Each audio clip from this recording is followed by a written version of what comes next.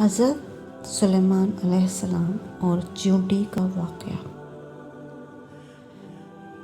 ایک دن حضرت سلیمان علیہ السلام نہر کے کنارے بیٹھے ہوئے تھے کہ ان کی نگاہ ایک چیونٹی پر پڑی جو گیہوں کا دانہ لے کر نہر کی طرف جا رہی تھی۔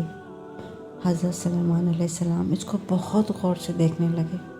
جب چیونٹی پانی کے قریب پہنچی تو اچانک ایک مینڈک نے اپنا سر باہر نکالا اور اپنا منہ کھولا تو یہ چیونٹی اپنا دانے کے ساتھ اس کے منہ میں چلی گئی۔ مینڈک پانی میں داخل ہو گیا اور پانی ہی میں بہت دیر تک رہا۔ حضرت سلیمان علیہ السلام اس کو بہت غور سے دیکھتے رہے۔ ذرا ہی دیر میں مینڈک پانی سے نکلا اور اپنا منہ کھولا تو چیونٹی باہر نکلی، البتہ اس کے ساتھ گندم کا دانہ نہ تھا۔ حضرت سلیمان علیہ السلام نے اس کو بلا کر معلوم کیا کہ آخر ماجرا کیا تھا اور وہ کہاں گئی تھی۔ چیونٹی نے بتایا کہ اے اللہ کے نبی، آپ جو نہر کی تہہ میں ایک بڑا کھوکھلا سا پتھر دیکھ رہے ہیں، اس کے اندر بہت سے اندھے کیڑے مکوڑے ہیں۔ اللہ تعالیٰ نے ان کو وہاں پیدا کیا ہے اور وہ وہاں سے روزی تلاش کرنے کے لیے باہر نہیں نکل سکتے۔ اللہ تعالیٰ نے مجھے ان کی روزی کا وکیل بنایا ہے۔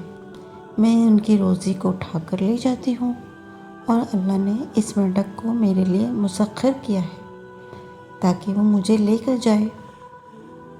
اس کے منہ میں ہونے کی وجہ سے پانی مجھے نقصان نہیں پہنچاتا۔ وہ اپنا منہ بند کر کے پتھر کے سوراخ کے سامنے کھول دیتا ہے، میں اس میں داخل ہو جاتی ہوں۔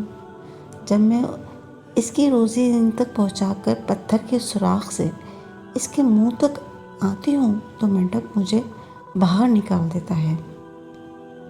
حضرت سلیمان علیہ السلام نے چیونٹی سے کہا، کیا تو نے ان کیڑوں کی تسبیح کو سنا ہے؟